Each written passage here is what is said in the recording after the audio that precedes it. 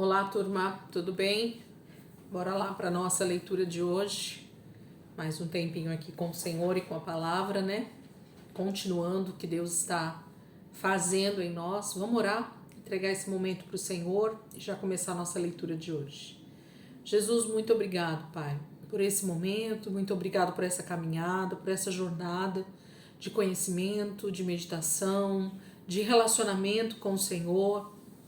Obrigada, Jesus, por aquilo que o Senhor já construiu até aqui, e nós te pedimos, Espírito Santo, continua essa maneira de transformação que o Senhor tem através da palavra, esse modelo, né, de transformação através do conhecimento de quem o Senhor é, daquilo que o Senhor faz, daquilo que o Senhor deseja para mim, daquilo que o Senhor ordena que eu obedeça. Obrigada, Jesus, por essa construção maravilhosa, por esse momento que o Senhor tem nos dado de leitura e meditação na Tua Palavra. Eu te louvo e te agradeço em nome de Jesus. Amém, queridos? Vamos lá, nós estamos dentro do livro de Jeremias, né? E hoje a gente vai ler do capítulo 10 ao capítulo 13. Capítulo 10, versículo 1 diz assim: Povo de Israel, ouça esta mensagem do Senhor. Assim diz o Senhor: não peguem o mau costume dos outros povos. Eles podem ficar assustados quando aparecem coisas estranhas nos céus, mas vocês não devem se assustar. Os hábitos religiosos dessas nações são loucura. Eles derrubam uma árvore e dela fazem um ídolo, com o trabalho cuidadoso de um artista. Depois enfeitam a imagem com ouro e prata e a prendem firmemente com pregos e martelo para não ser derrubada. Esses ídolos têm tanto valor quanto um espantalho no meio de uma plantação de pepinos. Não são capazes sequer de falar. Precisam ser transportados porque não conseguem andar.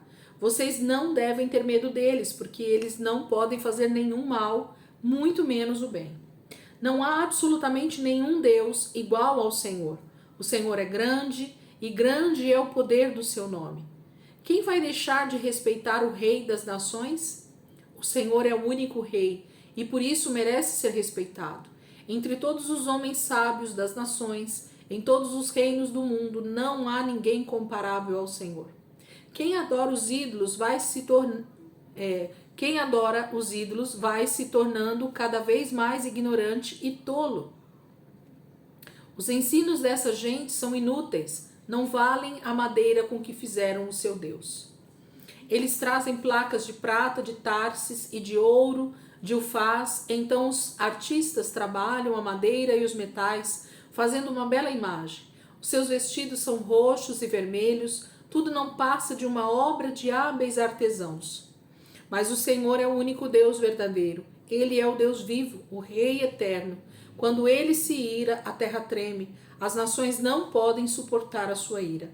Diga a essa gente que adora ídolos, essas imagens que vocês chamam de deuses, que não fizeram a terra e os céus, desaparecerão da terra e de debaixo dos céus.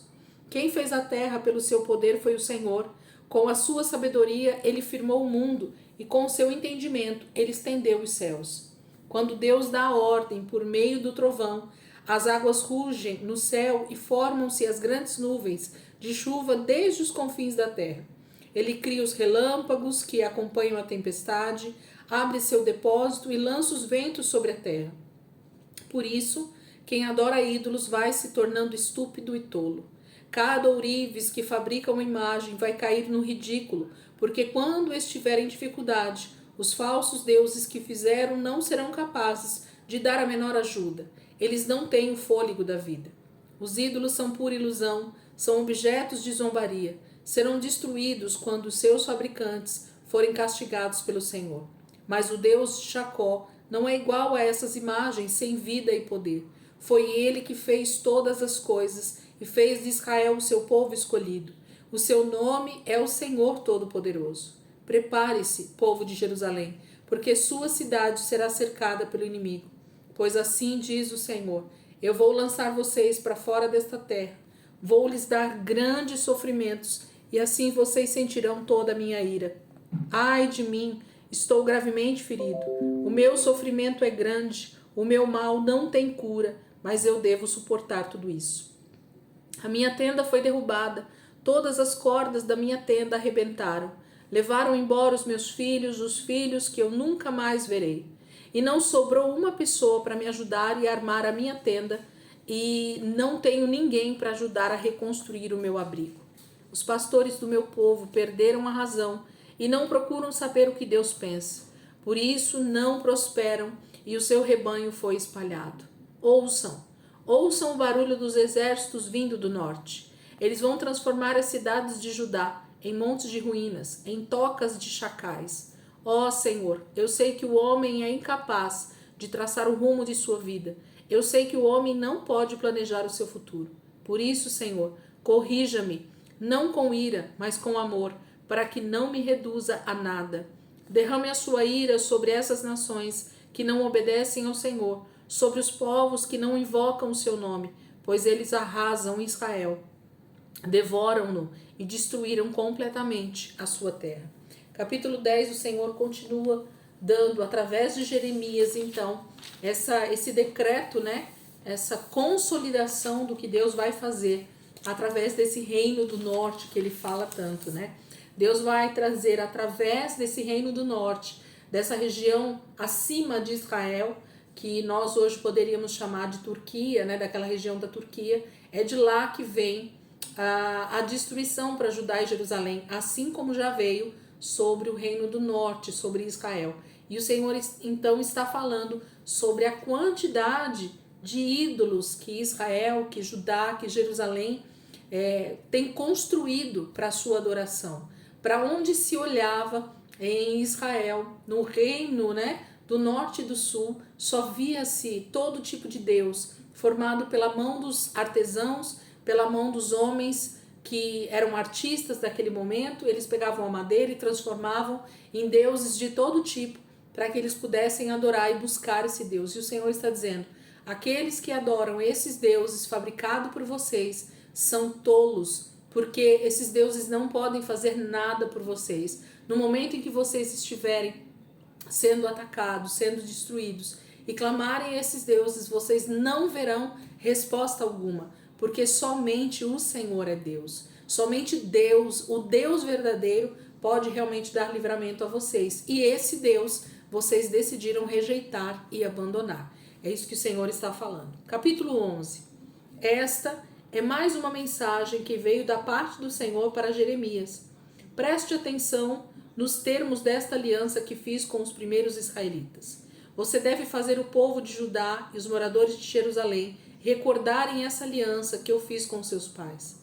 Diga-lhes que assim diz o Senhor, o Deus de Israel: quem não obedecer aos termos desta aliança será maldito.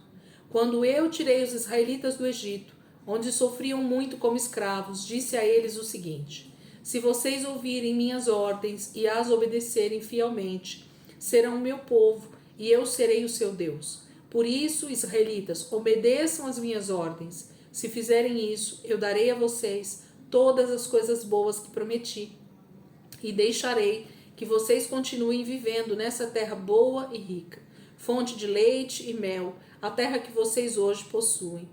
Então eu respondi: assim seja, Senhor. E o Senhor me ordenou: proclame esta mensagem pelas ruas de Jerusalém. Vá a todas as cidades de Judá e diga aos seus moradores: lembre-se dos termos da aliança que seus pais fizeram com o Senhor. Cumpra esta aliança, porque desde o primeiro dia, quando tirei os seus antepassados do Egito, até hoje eu venho repetindo aos israelitas: obedeçam as minhas ordens. Mas a triste verdade é que eles nunca me obedeceram, nem quiseram me ouvir. Foram teimosos e preferiram seguir sua própria vontade e seu coração orgulhoso e mau. Por isso trouxe sobre eles todas as maldições desta aliança, porque eles não cumpriram a sua parte da aliança.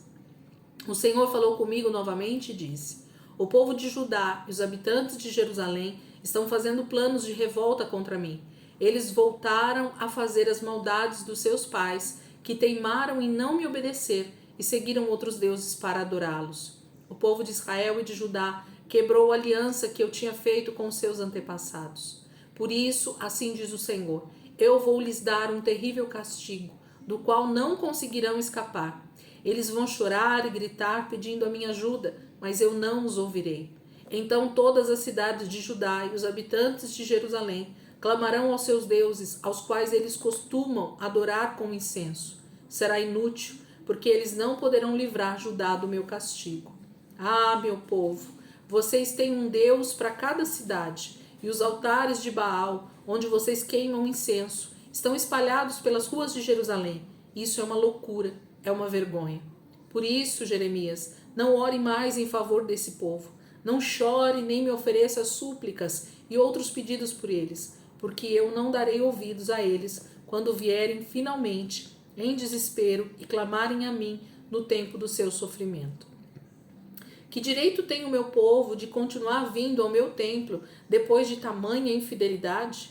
Meu povo amado, será que os seus votos e a carne consagrada evitarão o castigo e lhes devolverão a antiga alegria?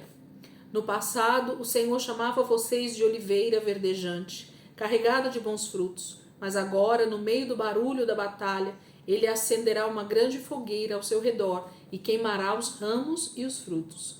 O Senhor Todo-Poderoso, que plantou a oliveira, ordenou a sua destruição por causa da maldade que Israel e Judá fizeram, para sua própria desgraça, queimando incenso a Baal.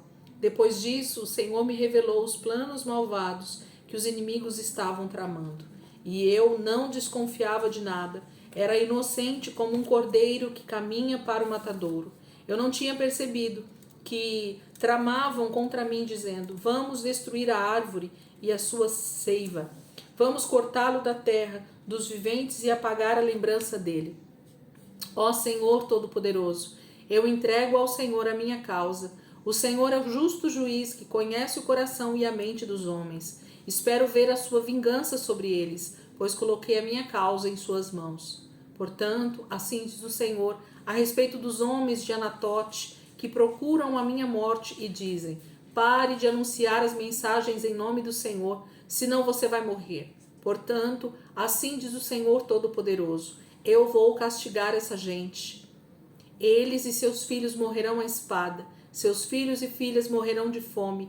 Não vai sobrar ninguém deles quando chegar a desgraça sobre os homens de Anatote no ano do seu castigo. O Senhor continua, usando ali Jeremias para profetizar, para falar a respeito do castigo que está vindo sobre Israel, sobre Judá, na verdade, Jerusalém, porque Israel já está destruído pelo reino da Síria e agora é a vez de Judá e de Jerusalém. E ele vai falando por que dessa destruição, por que dessa ira, por que desse castigo, por causa dos muitos deuses, por causa da muita idolatria, por causa da desobediência que eles fizeram desde o início. Eles nunca deram ouvido ao Senhor, eles nunca se voltaram realmente ao Senhor, ainda que o Senhor os amasse e os desejasse, desde o início, através de Abraão. E quando Deus fala assim, a impressão que a gente tem é que isso é 100%, E não é verdade. Há uma grande parcela, de Israel, de Judá e de Jerusalém que realmente rejeitaram o Senhor. Mas existem os remanescentes que a própria palavra fala.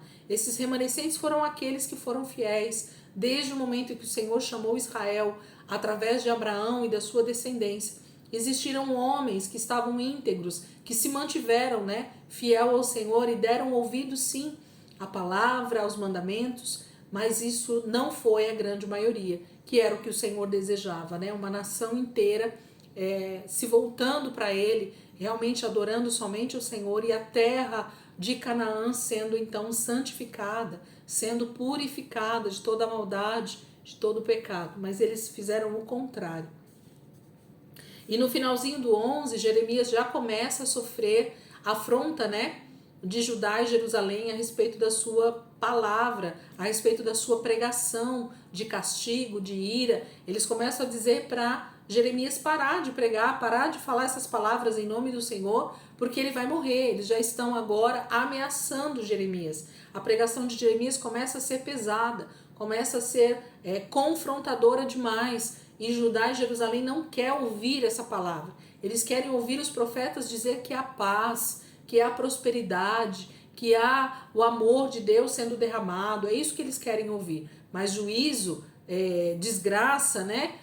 Palavras confrontadoras como Jeremias está mandando da parte do Senhor, eles não querem. Então eles começam agora a afrontar e a dizer que vão matar Jeremias se ele não parar de falar essas coisas em nome do Senhor. Capítulo 12. Meu Deus, o Senhor sempre age com justiça quando apresenta uma causa na sua presença. Agora eu gostaria de falar com o Senhor a respeito da justiça. Por que as pessoas más e desonestas prosperam? Por que os falsos e traidores vivem sem problemas?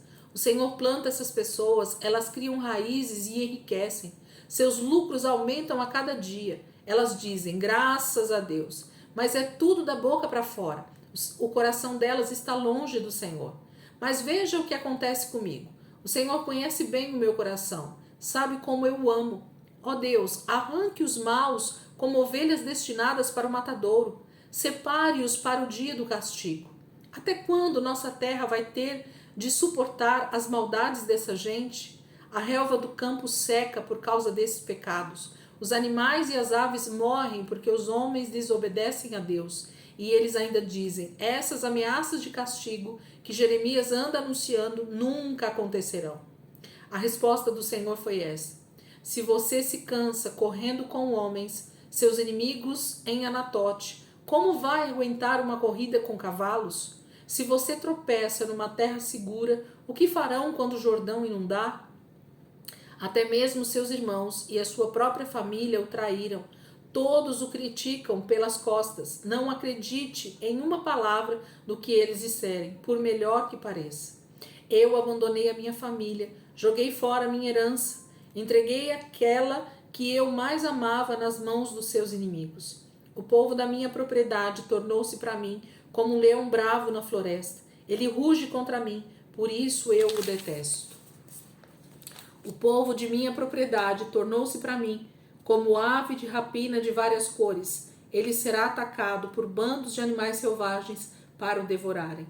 Muitos pastores destruíram a minha bela vinha, maltrataram a minha terra escolhida e fizeram dela um deserto devastado. Deixaram a terra devastada e vazia. Eu posso ouvir o seu choro triste. Toda a terra está morrendo e ninguém se importa com isso. Em todas as planícies do deserto, os destruidores atacam. A espada do Senhor devora de uma ponta a outra do país. Ninguém consegue escapar da destruição. O meu povo semeou trigo, mas acabou colhendo espinhos. Esforçaram-se muito, mas de nada adiantou todo o seu trabalho. A colheita deles de nada valeu, porque o fogo da ira do Senhor está sobre eles. Assim diz o Senhor a respeito de todos os meus vizinhos, as nações ímpias que atacam e roubam a herança que dei a Israel, o meu povo. Eu vou expulsar todos vocês de suas terras, da mesma maneira como o povo de Judá vai ser levado para longe. Mas depois de arrancá-los, terei compaixão de novo e trarei cada um deles de volta à sua própria terra, cada homem à sua propriedade e à sua terra. Se essas nações passarem a viver como meu povo e jurarem pelo nome do Senhor, dizendo, juro pelo nome do Senhor, como no passado ensinaram o meu povo a jurar por Baal, então eles poderão viver e se estabelecer no meio do meu povo Israel. Mas a nação que não quiser me obedecer será expulsa de sua terra mais uma vez e destruída para sempre, declara o Senhor. Capítulo 12, então, está falando desse juízo que vai vir, dessa maneira, né, de Jeremias questionar, começa, né, com os questionamentos de Jeremias a respeito dessa aparente prosperidade, né, ou da verdadeira prosperidade natural que os homens estão vivendo, mesmo em meio ao pecado, e que para aquele que é justo, para aquele que está se santificando, para aquele que está buscando ao Senhor, parece injusto. Isso não só Jeremias faz, Asaf fez isso no livro de Salmos. A gente tem um salmo muito conhecido de Asaf em que ele questiona. Jó fez isso, questionou o Senhor também a respeito da prosperidade dos homens, dos ímpios, né? Daqueles que prosperam. E tantos outros homens ao longo da história da humanidade questionaram a questão da prosperidade dos ímpios, daqueles que odeiam o Senhor, daqueles que não obedecem ao Senhor, mas que aparentemente existe uma certa prosperidade em sua vida. A gente tem essa impressão, na verdade, né, gente? mas isso não é verdade, porque a destruição que virá sobre essas pessoas, sobre toda a impiedade, né, o juízo de Deus, a ira de Deus que vai vir sobre eles, não muito longe do nosso tempo, será o castigo pela sua desobediência, será o verdadeiro castigo a respeito do seu pecado. A justiça de Deus será feita no tempo oportuno, não a nossa justiça. Espera só um pouquinho, gente.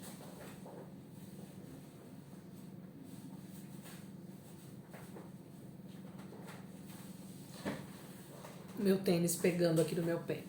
A justiça do Senhor, né? Ela será feita no tempo certo. Então a gente tem a impressão de que Jeremias também, assim como todos nós, tem essas indagações, essas perguntas são feitas ao Senhor. E o Senhor responde, porque Ele vai fazer o juízo dele acontecer.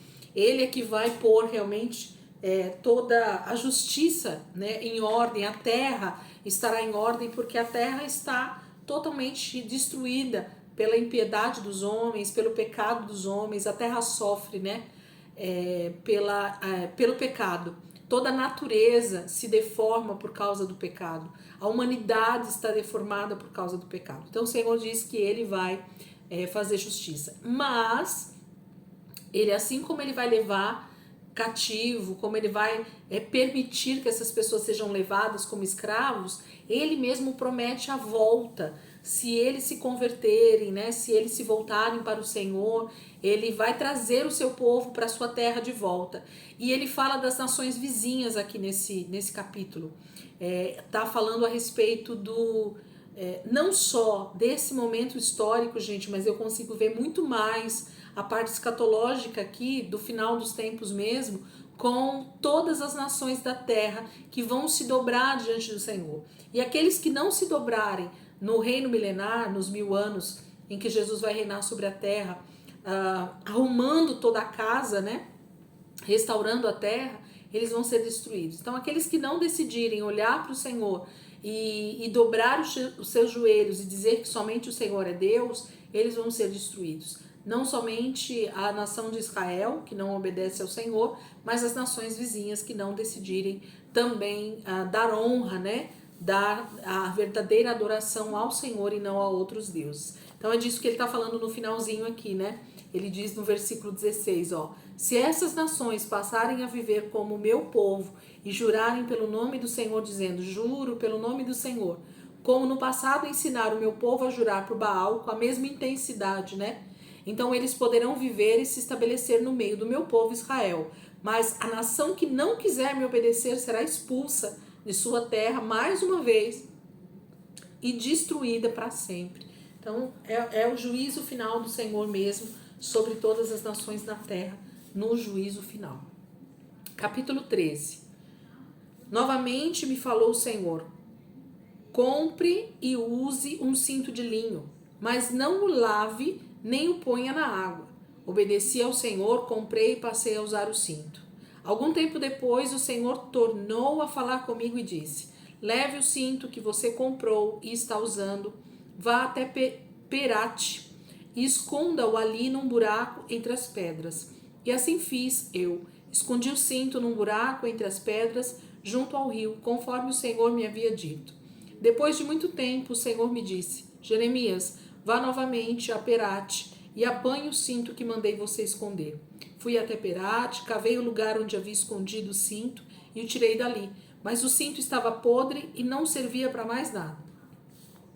Então o Senhor me explicou a razão de tudo aquilo. Assim diz o Senhor: esse cinto estragado mostra como vou destruir o orgulho exagerado de Judá e de Jerusalém.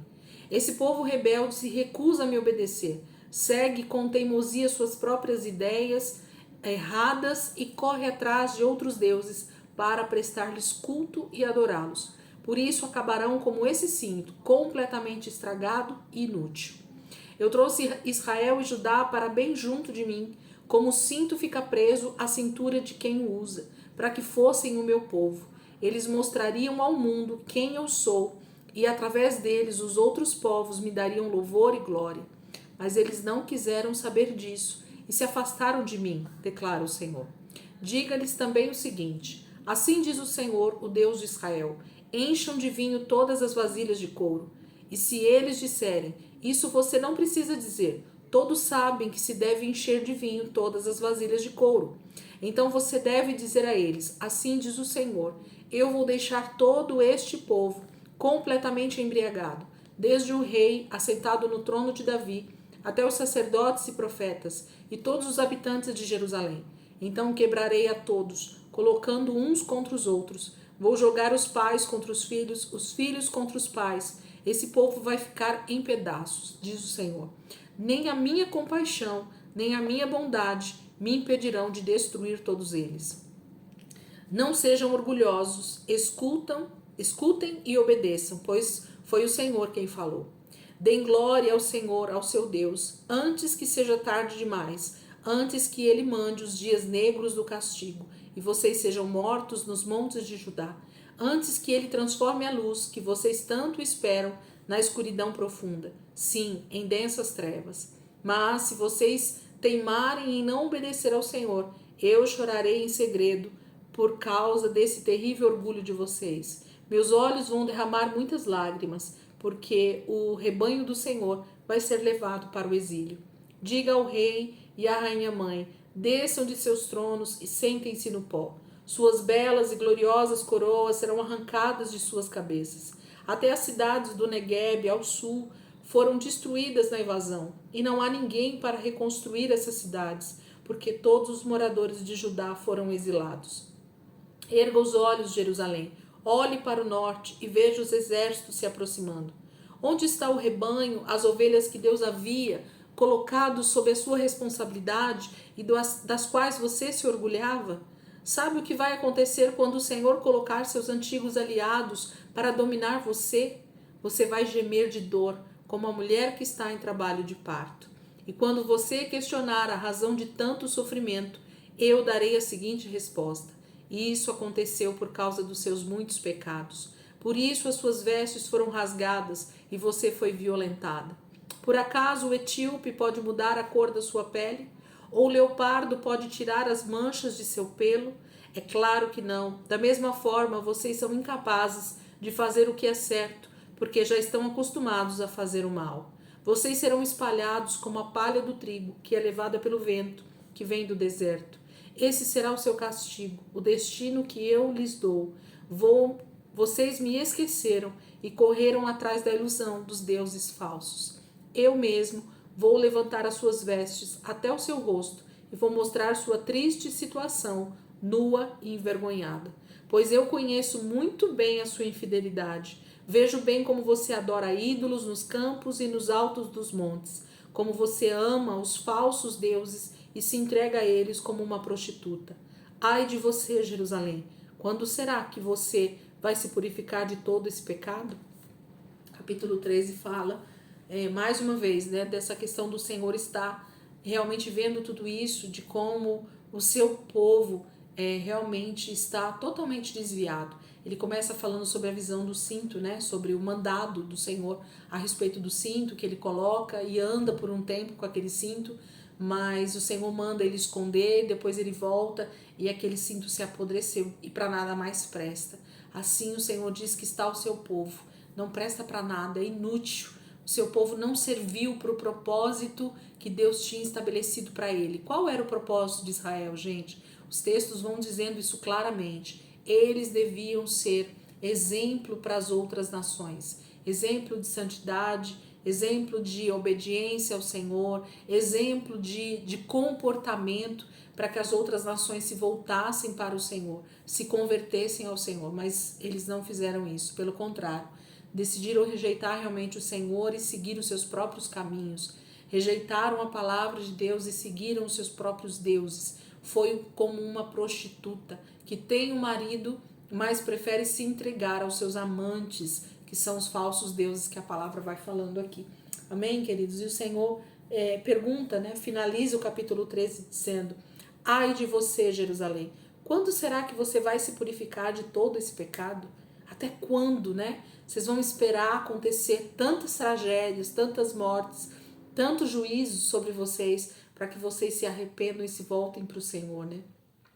Eu falo que Deus ia enviando profeta em cima de profeta, permitia rei em cima de rei, situação em cima de situação, invasão, guerras, mortes, para ver se eles se voltavam para o Senhor. Mas eles não se voltavam, continuavam no seu próprio pecado, de tão obstinados. A Bíblia chama Israel de obstinados. Eles estavam cegos, né? Como Isaías mesmo profetizou, tem olhos, mas não veem, tem ouvidos, mas não ouvem, né? Então, seus olhos estão totalmente fechados para aquilo que Deus está falando e fazendo. E isso muitas vezes era a própria mão do Senhor. Amém, queridos? Nós terminamos aqui a leitura de hoje. Jeremias é maravilhoso, eu amo a leitura de Jeremias por causa dessas essas profecias muito profundas, né? Parece que são muito castigo que Israel está recebendo, mas é amor demais de Deus para com o seu povo. E a gente percebe isso na forma como Deus fala, né? Tentando trazer de volta Israel e Judá para mais perto dele novamente, para que eles se arrependam. E o Senhor está sendo longânimo, gente. Essa é a palavra aqui. Longanimidade. O que é longanimidade?